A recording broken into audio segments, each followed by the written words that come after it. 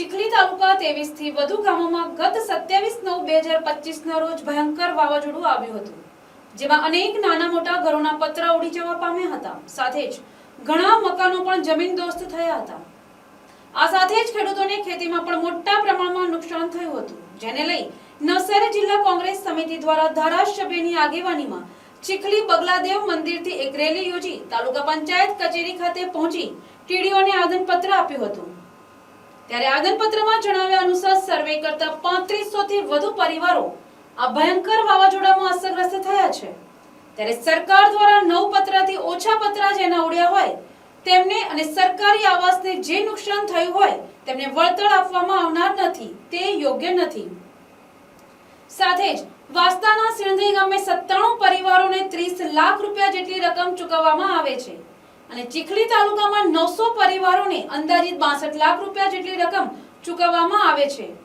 એક કેટલું યોગ્ય અને આ ભેદભાવ કેમ?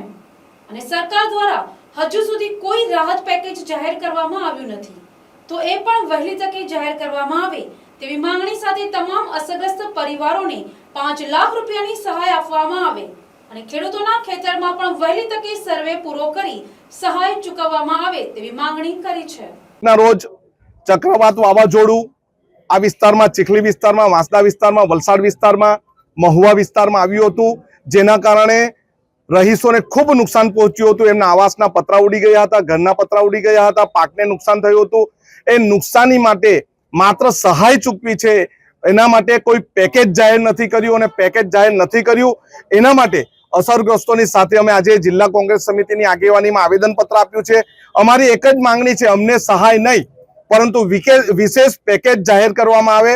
અહીંના ખેડૂતને નુકસાન થયું એનું વિશેષ પેકેજ જાહેર કરવામાં આવે, ઘરોને નુકસાન થયું એનું વિશેષ પેકેજ જાહેર કરવામાં આવે અને જે આવાસોના પતરા ઉડી ગયા, તૂટી ગયા છે એને વિશેષ આવાસ બનાવી આપે અને જે પણ ઘરના મકાનોના પતરા ઉડ્યા, તૂટ્યું છે એને 5-5 લાખની વિશેષ પેકેજમાં સહાય ચૂકવવામાં આવે. સહાય ચૂકવાઈ ગઈ છે એવું અમને અત્યારે પણ તાલુકા વિકાસ અધિકારીએ કીધું.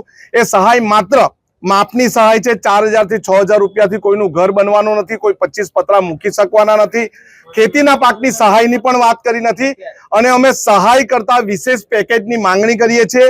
એ વિશેષ પેકેજ પણ જુઠાલાલે કીધું હતું. અમે એ પેકેજની માંગણી કરીએ છીએ કે આ વિસ્તારમાં વિશેષ પેકેજ કેમ નહીં.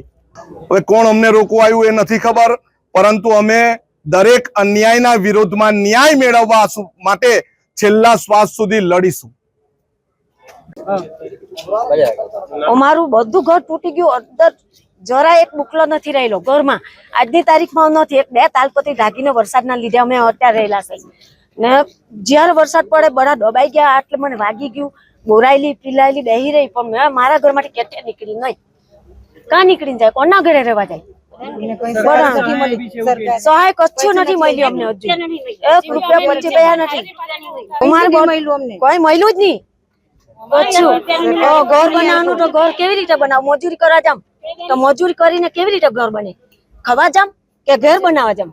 ખાવા પીવા અગર 5 દિવસ